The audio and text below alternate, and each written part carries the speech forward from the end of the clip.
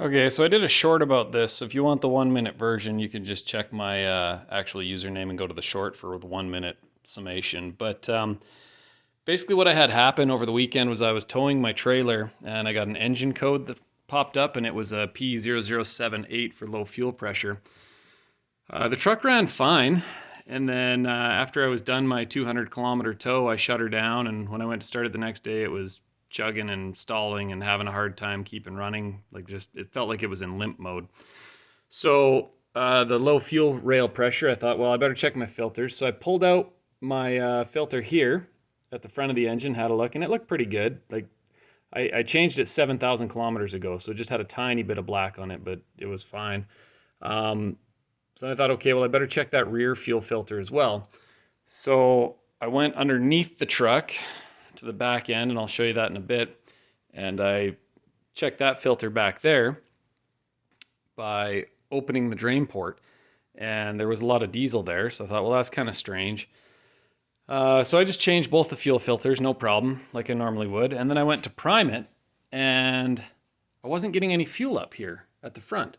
So on the back, there's actually a fuel connection. So I popped that off, and I wasn't even getting any fuel there. So I thought, okay, well, that's really weird. So I traced the lines. It's just a straight fuel line from front to back. It just runs from the front of the truck all the way back to that rear canister. And there was no fuel coming out. So I had one of my buddies go and put some pressure to the line here, and I pulled the fuel filter off the back to see if I could get any fuel out, but I couldn't because there was a check valve. So there's this little spring check where the fuel filter threads on in the back. And so I depressed it with my finger to hold it down a little so we could clear the line, make sure there was no obstructions. No obstructions. So then I put the rear fuel filter back on and left the drain open, turned it on, and sure enough, tons of fuel coming out. And I'll walk you through that now. But basically,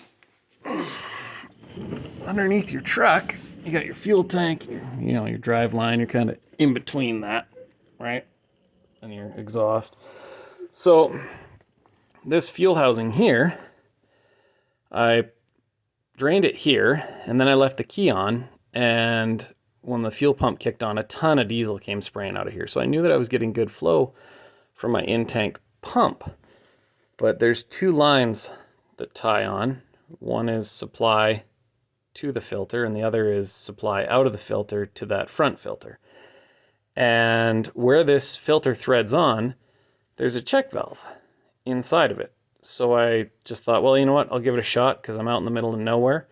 So I pulled that fitting out from the top here that this filter threads onto. I just pulled it out with like an 1.1/8" socket, and that came out no problem. And then I was able to remove this check valve, put it back on, and then when I primed the truck, I was able to get fuel to the front, no problem.